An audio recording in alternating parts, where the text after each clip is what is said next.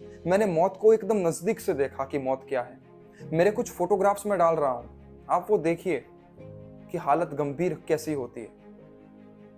नमस्कार दोस्तों, सभी मित्रों को मेरा प्रणाम। आज बहुत दिनों के बाद, बहुत सालों के बाद YouTube पर वीडियो बनाया है। जिन जिन मित्रों ने मेरी चैनल को सब्सक्राइब किया है उनको पता ही है कि मैं बहुत पहले मोटिवेशनल वीडियो बनाया करता था। वैसे बाहरी तौर पर मैं बिल्कुल स्वस्थ दिख रहा था, पर मानसिक तौर पर पूर्ण रूप से टूट गया था। जैसे कि आज गया या अभी मरा या इसी क्षण मृत्यु मेरे सामने खड़ी है, ऐसा ही कई सालों तक प्रतीत हुआ मुझे। पर खैर, जो हुआ वो आज मैं आप सबके सामने, आप सबकी दुआ से पूर्ण रूप से स्वस्थ होकर इस वीडियो की दुनिया में, इस YouTube की दुनिया में वापस आया। इस वीडियो के अंदर मुझ पर जो बीती है, मेरी क्या हालत थी शरीर की, उसके फोटोग्राफ्स मैंने रखे हैं, आप वो देख सकते हैं। तो आज इस वीडियो में मैं उसी बीमारी के बारे में, कि वो बीमारी है क्या, बीमारी से क्या होता है, उसके लक्षण क्या है, उसे निजात कैसे पाए। क्योंकि जो लोग इस बीमारी से पीड़ित है और ये वीडियो देख रहे हैं, उनको तो पता ही है कि ये बीमारी कितनी गंभीर है। तकरीबन 4 या 5 साल पहले मुझे अल्सरेटिव कोलाइटिस नाम की एक गंभीर बीमारी हुई। उस बीमारी मुख्यतः होता क्या है कि आंतों के अंदर छोटे छोटे अल्सर हो जाते हैं और खाना पूर्ण रूप से पचता नहीं, यानी कि डाइजेशन सिस्टम पूर्ण रूप से बिगड़ जाता है। और बिगड़ने के बाद शरीर के अंदर, यानी कि आंतों के अंदर बहुत सारा अल्म यानी कि एसिड जमा होता है और उसी एसिड की वजह से आंतों के अंदर छाले पड़ जाते हैं और उन छालों में से रक्त निकलकर मल के साथ बाहर आता है और पूरा शरीर निस्तेज हो जाता है, पूरा शरीर शक्तिहीन हो जाता है। क्योंकि शरीर के अंदर की जो शक्ति है वो रक्त की है। अगर रक्त ही निकल जाएगा तो शक्ति कहाँ से आएगी। वैसे पुख्त वय के पुरुषों में हीमोग्लोबिन की मात्रा 13 से 14% के बीच होती है, पर मेरे अंदर मात्र 4% ही रक्त बचा था। तो आप समझ ही सकते हैं कि शरीर के अंदर कितनी कमजोरी आ गई होगी। और मुझे भी पता नहीं चला कि ये बीमारी धीरे धीरे मेरे शरीर के अंदर घर बनाती जा रही है। तो फिर यहाँ के जाने माने गैस्ट्रोलॉजिस्ट डॉक्टर के पास गए। तकरीबन 1 या 1.5 साल तक उनकी दवाई खाई, पर जब तक दवाई लेता रहा तब तक थोड़ा थोड़ा लगता था कि हम रिकवर हो रहे हैं, पर ऐसा नहीं था। क्योंकि वो सारी दवाइयाँ स्टीरॉयड बेस्ड थी, जैसे कि वाइसोलोन, मेसाकोल। हालांकि यही दवाई एलोपैथी में मौजूद है अल्सरेटिव कोलाइटिस के लिए। तो जब वाइसोलोन भी मुझे दी गई, तकरीबन 40 mg यानी कि 10 mg की एक टिकिया आती है गोली की, तो मुझे 4 दी गई, 2 सुबह 2 शाम को। तो डॉक्टर ने बताया उस मुताबिक 3 महीने तक मैंने उसे ली। मैं एक बीमारी से निजात पाने की कोशिश कर रहा था, पर सामने कई और बीमारियां खड़ी हो गई, जैसे कि आंखों में कैटरेक्ट यानी कि मोतियाबिंद आ गया और ये हेयर ग्रे हो गए यानी कि व्हाइट होने शुरू हो गए। शरीर फूलता जा रहा था। अब आंख के अंदर कैटरेक्ट आ गए, मुझे दिखना बंद हो गया रात को। तब मैंने आई स्पेशलिस्ट डॉक्टर को दिखाया, तो उन्होंने बोला कि मित्र, तेरी आंखों को नंबर लग चुके हैं, अभी चश्मा लगा ले। तो मैंने चश्मा लगाया। फिर ख्याल आया कि यही करना है, हम एक बीमारी से तो निकल नहीं रहे और दूसरी बीमारियां शरीर के अंदर घर कर रही है। तो मैंने डॉक्टर को बोला कि सर, ये स्टीरॉयड की वजह से ऐसा हुआ। तो उन्होंने बोला चल अब स्टीरॉयड बंद कर देते हैं। तो स्टीरॉयड बंद किया, तो जैसी समस्या पहले थी स्टूल के अंदर ब्लड आने की, ये समस्या अब उससे ज्यादा बढ़ गई, बहुत गंभीर रूप से बढ़ गई। इतनी बढ़ी कि मैं अभी इसे सहन ही नहीं कर सकता था। जो लोग पीड़ित है वो समझ ही सकते हैं कि मैं कहना क्या चाहता हूं। ये गंभीर वेदना जिस पर बीती है या जो इसके अंदर अभी है, वो पूर्ण रूप से समझ सकता है। मैं घर से कहीं निकल नहीं सकता था, क्योंकि सामान्य मनुष्य अपने स्टूल पर कंट्रोल रख सकता है, पर जो अल्सरेटिव कोलाइटिस का पेशेंट वो कोई कंट्रोल नहीं रख सकता। यानी कि छोटे बच्चे के भांति पूर्ण रूप से कपड़े बिगड़ जाते हैं और रक्त के साथ और वो भी दिन में 10 या 12 बार। और खाया तो कुछ ज़्यादा नहीं है, पचता ही नहीं है। मानो कि मैं कुछ भी खा लूँ वो पचेगा ही नहीं। अगर पचेगा नहीं, डाइजेशन नहीं होगा, तो कहाँ से आयरन मिलेगा, कहाँ से कैल्शियम, कहाँ से प्रोटीन, कहाँ से हीमोग्लोबिन बढ़ेगा, कहाँ से एनर्जी मिलेगी। तो वो स्टीरॉयड तो बंद कर दिए लेने। तो जो हालत पहली थी उससे ज़्यादा गंभीर हो गई हालत मेरी। फिर वही जगह पर आकर खड़े हो गए कि साला ये कहाँ से शुरू किया था, अब उससे विपरीत घटना हो गई मेरे साथ। तब नज़दीक में अहमदाबाद हॉस्पिटल है, मैं वहाँ पे एक स्पेशलिस्ट डॉक्टर को दिखाने गया। अब हालत ऐसी है बड़े बड़े हॉस्पिटलों की कि वो इलाज करने की बजाय हमको लंबे चौड़े बिल पकड़ा देते हैं। उनको तो यही लगता है कि भाई स्वस्थ रूप से हमारा बिजनेस चल रहा है, पेशेंट या मरीज ठीक हो ना हो, हमको पैसा मिलना चाहिए। अब उसमें हुआ ये कि मैं गया यहाँ से एक नामचीन डॉक्टर को बताने, मैं उसका नाम नहीं लूंगा, किसी का भी नहीं, जो उस डॉक्टर को अच्छा लगा उन्होंने वो किया। खैर, उनकी बात नहीं करनी, पर मेरा जो अनुभव हुआ मैं आपको बताना चाहता हूँ। यहाँ पर मैंने मेरी सिटी में कोलोनोस्कोपी, सोनोग्राफी, बायोप्सी, ये सारे रिपोर्ट करवाए थे। हीमोग्लोबिन का, B12 का, विटामिन डी का, सारे के सारे स्टूल टेस्ट, सब के सब टेस्ट करवाए थे मैंने। वो रिपोर्ट लेके मैं अपोलो में गया तो उन्होंने बोला ये रिपोर्ट यहाँ वैलिड नहीं है, यहाँ पर फिर से करने पड़ेंगे। तो समझे कि चलो इनका कोई प्रोसीजर होगा तो करेंगे। तो तकरीबन 12 बजे गया था, 6-7 बजे तक रिपोर्ट आए तो उन्होंने बोला कि आपके वहाँ के डॉक्टर ने जो रिपोर्ट दिए थे और ये रिपोर्ट आए वो दोनों सेम है। अब भाई जो सेम ही है, पता ही है कि यही रिपोर्ट्स है, तो क्यों दूसरी बार करना पड़ा। जो रिपोर्ट का खर्चा मेरी सिटी में 10,000 का था, वही रिपोर्ट का खर्च के अंदर 20 या 25,000 तक पहुंच गया था। चलो कोई बात नहीं, वो रिपोर्ट भी करवा के डॉक्टर के पास गए तो डॉक्टर ने बोला कि देखिए, मेरे 25 साल के एक्सपीरियंस में मैंने इतना क्रिटिकल अल्सरेटिव कोलाइटिस का केस नहीं देखा। अब ये माँ बाप के सामने ऐसा बोलेगा डॉक्टर तो साला कोई भी माँ बाप चिंता में आ जाए। मेरे मम्मी पापा और बड़े भाई भी मौजूद थे तो वो भी चिंताग्रस्त हो गए कि अब करना क्या है। तो डॉक्टर ने बोला कि एक काम करिए, मेडिक्लेम है आपके पास? तो पापा ने बोला नहीं है। तो फिर डॉक्टर ने कहा कोई बात नहीं, मैं यहाँ हमारे ट्रस्टियों से बात करता हूँ, जो कुछ भी फायदा कारक हो वो आपको करा देंगे। पर मैंने ये सोच लिया था कि साला जो रिपोर्ट जो 10,000 में वहाँ पे था, ये यहाँ 20-25,000 ले रहे हैं। अब मैं यहाँ रुकूंगा तो साला ये 5 या 6 दिन का 4 या 5 लाख रुपए लगा देंगे। और लगाने की बात तो छोड़ो, ये लोग डरा रहे हैं। तो मैंने ठान लिया और मॉम डैड से कहा कि छोड़े इस बात को, यहाँ नहीं रहना हमें। तो वो तो जिद कर रहे थे, पर मैंने बहुत जिद की कि नहीं रहना मुझे, चाहे डॉक्टर कुछ भी बोल दे, कल मरता हूं तो आज मर जाओ, पर मुझे रहना नहीं यहाँ पे। क्योंकि इनकी बातों से ही लगता है कि ये हमें आज लपेट लेंगे बहुत लंबा। तो हम लोग वहां से निकल गए। फिर एलोपैथी को छोड़ के हम आयुर्वेदिक की शरण में गए। आयुर्वेदिक के एक बड़े डॉक्टर मुझे मिले, उनके पास से दवाई शुरू की। अब उनकी दवाई में क्या होता है, परहेज। दवाई से ज्यादा परहेज महत्वपूर्ण रखता है। तो पहले जब मैं उन्हें दिखाने गया तो उन्होंने बोला कि भाई देख, ये बीमारी तो गंभीर है, निकल तो सकते हैं, बहुत चिंता की बात नहीं है, पर इसके अंदर परहेज बहुत करना पड़ेगा। मैंने बोला कोई बात नहीं डॉक्टर साहब, कर लेंगे, वो भी 1.5-2 साल से तो ये करते ही आ रहे हैं, और कुछ कर लेंगे। तो उन्होंने बोला तू जैसा समझ रहा है परहेज वैसा नहीं है, ये उससे भी ऊपर की बात है। तो मैंने बोला क्या? तो वो बोले कि तुझे पानी पीना बंद करना होगा। अबे यार, ये कौन सी बात हो गई कि पानी पीना बंद करना पड़ेगा?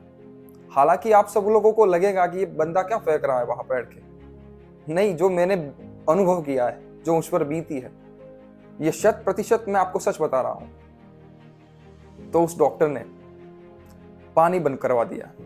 पहले बोला कि 10 दिन तक बंद रखिए, फिर आगे देखेंगे कि कितना रिजल्ट मिलता है। तो मैंने बोला कि सर पानी ही बंद करूंगा तो पीऊंगा क्या? तो उन्होंने बोला तक्र, यानी कि छाछ। अब आयुर्वेदिक में आंतों की बीमारी के लिए एक प्रणाली बहुत मशहूर है, उसका नाम है तक्रकल्प। उसमें होता क्या है कि जो आंतों का रोगी है, जिसका डाइजेशन हाजमा खराब है, उसको पूरा दिन पूरा हफ्ता छाछ पे रखा जाता है। छाछ भी कैसी, तो 1 किलो दही लिया, उसके अंदर 4 लीटर पानी मिलाया और उसको मथ के मक्खन निकाल लिया, और जो मक्खन निकला हुआ पानी यानी कि छाछ बची, उसको ही पीना है। जब भी प्यास लगे तब, जब भी खाने की कुछ इच्छा हो तब। तो वो तक्र पिया। तो डॉक्टर ने बोला कि तुझे 10 दिन तक ये तक्र ही पीना है। तो मैंने बोला और कुछ ले सकता हूं? तो उन्होंने बोला कि अनार का जूस ले सकता है। तो बस 10 दिन तक मैंने पानी को त्याग करके तक्र और अनार का जूस का सेवन किया। हालांकि वो करने से थोड़ा बहुत फायदा हुआ, पर मुझे लगा कि मैं अब कुछ खा नहीं रहा तो पेट में जाएगा क्या, और पेट में जाएगा ही नहीं तो स्टूल आएगा कैसे? तो मतलब रक्त निकलता होगा तब भी, मतलब जो 12 या 13 बार जाना पड़ता था स्टूल पास करने, वो अब कम हो जाएगा। तो फिर भी मेरे पास कोई चॉइस नहीं था, तो मैंने वो अपना लिया। हालांकि उन्होंने बहुत मदद की मेरी। तो 10 दिन के बाद मैं वापस गया तो उन्होंने बोला और 10 दिन। फिर उन्होंने बोला कि बकरी का दूध आंतों के लिए सर्वश्रेष्ठ है, तो बकरी का दूध पिया कर। तो कहीं से जुगाड़ करके बकरी का दूध भी ले आए, और साला उसका टेस्ट ऐसा अजीब था कि वो गले से ही नीचे ना उतरे। पर कुछ भी करके मुझे इस बीमारी से निजात पाना था, तो मैंने बकरी का दूध भी पीना शुरू किया। फिर से गया उस डॉक्टर के पास 10 दिन के बाद, तो उन्होंने वही किया। तकरीबन 4 महीने तक, 3.5 से 4 महीने तक पानी से मैं पूर्ण रूप से दूर रहा। यही 3 चीज ली, तक्र, अनार का जूस और बकरी का दूध। ये 3 चीज 3.5 से 4 महीने तक ली, तो और कुछ नहीं। अब 4 महीने तक ये सब लिया तो उससे थोड़ा बहुत बेनिफिट हुआ। फिर धीरे धीरे खिचड़ी खानी शुरू की, फिर थोड़ा ऊपर बढ़ा, आधी रोटी, दाल, चावल, धीरे धीरे सब कुछ शुरू किया। वैसे लाइफ नॉर्मल चल रही थी, पर अचानक अगस्त 2020 की बात है, कोरोना की पहली वेव इंडिया में आई थी, तब की बात है। एक दिन अचानक बुखार चढ़ गया, तो मैं उस डॉक्टर के पास गया जो कि यहां से 50 किलोमीटर दूर है। मैं गया तो उन्होंने बोला कि यार पागल हो गया तू, इधर आ गया इतना सारा बुखार लेकर। तो मैंने बोला साहब अभी तो एलोपैथी बंद की है, आयुर्वेदिक पे है, तो आयुर्वेदिक में कोई जुगाड़ हो तो बता दीजिए। तो उन्होंने बोला नहीं, अभी तो तुझे लैब टेस्ट करवा के एलोपैथी मेडिसिन ही लेनी पड़ेगी। तो घूम के सारा जहां था वहां,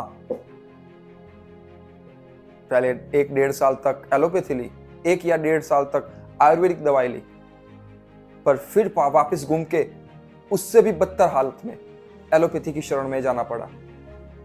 अब दिक्कत ये थी कि बुखार इतना ज्यादा था, तो डॉक्टर ने बोला कि कोरोना चल रहा है, पहले आप एक्सरे करवा लीजिए। तो एक्सरे करवाया तो उसके अंदर नील रिपोर्ट्स आए। तो उन्होंने बोला कि भाई जो अंदर अल्सरेटिव कोलाइटिस है उसका इन्फेक्शन पूरी बॉडी में फैल गया है, उसकी वजह से ये बुखार चढ़ रहा है। तो एक काम कर, जो मैं मेडिसिन लेता हूँ वो ले, इससे बुखार कम हो जाएगा। तो एलोपैथी में बुखार के लिए एक मशहूर मेडिसिन डोलो, वही दी। बुखार में 1 डोलो की टैबलेट लेने से बुखार कम हो जाता है, पर मेरे केस में दिन में 3 टैबलेट्स ली, पर फिर भी बुखार नहीं गया। तो डॉक्टर के पास वापस संपर्क किया, जो एलोपैथी डॉक्टर थे उनके पास, कि सर ये बुखार 3 दिन हो गए, दिन की 3 टैबलेट यानी कि 9 टैबलेट ली है हमने, फिर भी ये बुखार कम नहीं हो रहा। तो उन्होंने बोला कि अब ये टैबलेट की बस की बात नहीं है, हम अभी बॉटल्स के द्वारा पैरासीटामोल का जो लिक्विड्स आता है, पैरासीटामोल की जो बोतल आती है, वो इंजेक्ट करेंगे बॉडी के अंदर। तो मैंने बोला कि भाई साहब अब मामला इधर से बहुत बढ़ रहा है, पहले हम एक लेवल पे थे, फिर स्टीरॉइड्स आया, फिर उसने कैटरेक्स और हेयर को वाइट कर दिया, बॉडी को फुला दिया गुब्बारे के जैसा। फिर वहाँ से बड़े स्टीरॉइड डोज कम करवाई तो ज़्यादा तकलीफ हुई, फिर आयुर्वेदिक पे गए, आयुर्वेदिक में भूखे रहे प्यासे रहे, कुछ ना कुछ जुगाड़ किया, फिर वहाँ पे बुखार आया। अब ये बुखार ऐसा है कि डोलो से उतर नहीं रहा। तो जिस गैस्ट्रो स्पेशलिस्ट डॉक्टर को मैंने दिखाया था, वापस उन्हीं के पास जाना पड़ा कि सर इस बुखार को कम करें।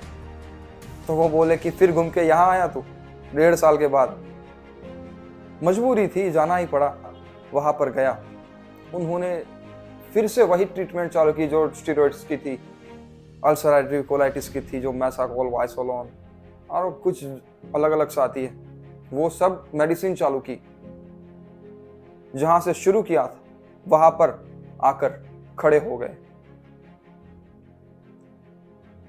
अब बीच बीच के लक्षणों की तो मैंने बात ही नहीं की आपसे कि जो घटना हुई मेरे साथ उसके अंदर मेरी मानसिक स्थिति पूरी रूप से टूट गई थी। यानी कि मुझे कुछ याद भी नहीं रहता था कि मेरे फ्रेंड्स का नाम क्या है, मैं क्या चीज लेने जा रहा हूं, मैं कहां जा रहा हूं। इतना क्रोध, इतना तनाव बढ़ गया था कि कोई बंदा मेरे सामने थोड़ी सी बात कर ले या मम्मी पापा भी कुछ बात कर ले, तब भी मेरा गुस्सा बहुत ऊपर चला जाता था। मैं उनको कभी नहीं भूलूंगा। मेरी पत्नी, मेरे माता पिता, मेरे भाई, मेरे मित्र परिवारजनों ने बहुत मदद की मानसिक स्वस्थ रहने के लिए। उन सभी का आभार है कि आज मैं पूर्ण रूप से स्वस्थ हो पाया। तो इस रोग के अंदर मेरी मानसिक स्थिति इतनी बहुत बिगड़ गई थी कि ना पूछो बात क्या बीती है मुझ पर। जिस पर बीती है वही जानता है कि क्या हो सकती है बात। फिर उस डॉक्टर ने, जो पहले मैं गया था गैस्ट्रोलॉजी स्पेशल, उस डॉक्टर ने वापस वही दवाइयां शुरू की। बुखार उतारने के लिए कुछ किया पर बुखार उतरा नहीं। ये सारी घटना हुई। इन घटनाओं के दौरान मेरी वाइफ के जो मामा हैं, पुणे में रहते हैं, उन्होंने बोला कि हमारी ही सिटी में, यानी कि मैं जिस सिटी में रहता हूँ हिम्मतनगर में, गुजरात, उसी सिटी में एक होम्योपैथी डॉक्टर है, उनसे जाके मिलिए, उनका काम बहुत अच्छा है।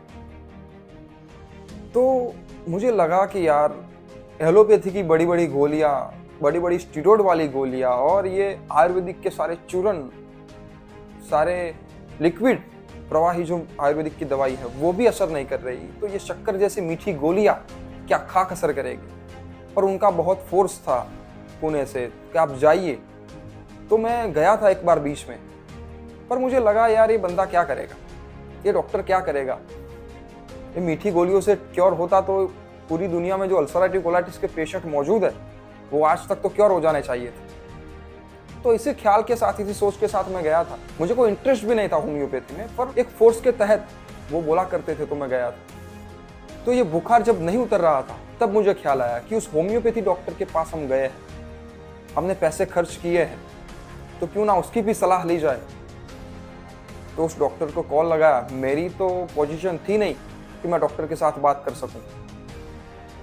तो मेरी पत्नी ने बात की डॉक्टर के साथ कि ऐसी ऐसी घटना हो रही है और बुखार इतना बढ़ गया है कि कम नहीं हो रहा, और इतनी इतनी गोलियां दी फिर भी कम नहीं हो रहा।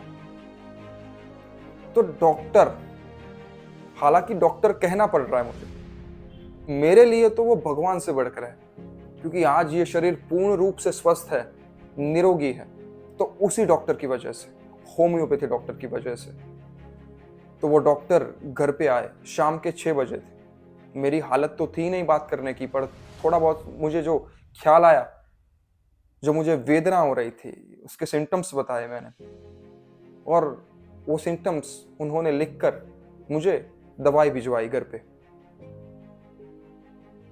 आप यकीन नहीं करो कि जो बुखार एलोपैथी 3 दिन तक डोलो नाम की दवाई, जो प्रसिद्ध दवाई है, वो नहीं उतार सकी। वो बुखार एक होम्योपैथी मेडिसिन, वो तो लिक्विड सी देता है कुछ पानी के अंदर मिला के, वो होम्योपैथी दवाई ने 5 या 6 घंटे के अंदर वो 3 दिन का सख्त बुखार बहुत कम कर दिया था। फिर दूसरे दिन सुबह बुखार आया, तब मैंने डॉक्टर से फिर से बात की कि सर ये तो बुखार वापस आ गया।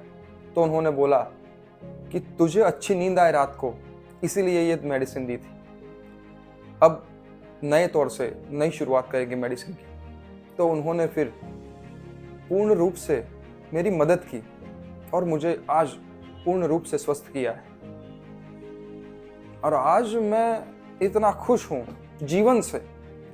अल्सरेटिव कोलाइटिस के पहले जो जीवन था वो जीवन था ही नहीं, वो नर्क था। मेरा जन्म अभी हुआ है आज, इसी क्षण, क्योंकि मैं वर्तमान में रहना सीख गया कि जीवन क्या है। मैंने मौत को एकदम नजदीक से देखा कि मौत क्या है। मेरे कुछ फोटोग्राफ्स में डाल रहा हूं, आप वो देखिए कि हालत गंभीर कैसी होती है। फिर उसी डॉक्टर ने, उसी होम्योपैथी डॉक्टर ने इतनी मदद की कि ना पूछो बात, जो बाजी में हार गया था वो वापस लग गई हाथ। जिस मौत के मुंह में मैं खड़ा था उसको पीठ दिखाकर आज पूर्ण रूप से जीवन को जी रहा हूं। तो ये वीडियो का अंत नहीं है दोस्तों, अब ये वीडियो की शुरुआत है, क्योंकि मुझ पर जो बीती है वो भारत भर के बहुत सारे लोगों पर बीत रही है। तो उन्हें यही लगता है कि इस गंभीर बीमारी से हम कभी बाहर नहीं निकल सकते। तो उन लोगों से मैं कहना चाहता हूं कि घबराइए मत, इस बीमारी का इलाज 100% पॉसिबल है। आप जरूर निकल सकते हैं, पर जरूरत है शांत दिमाग की, शांत मन की, और जरूरत है एक अनुभवी डॉक्टर की, योग्य चिकित्सा की।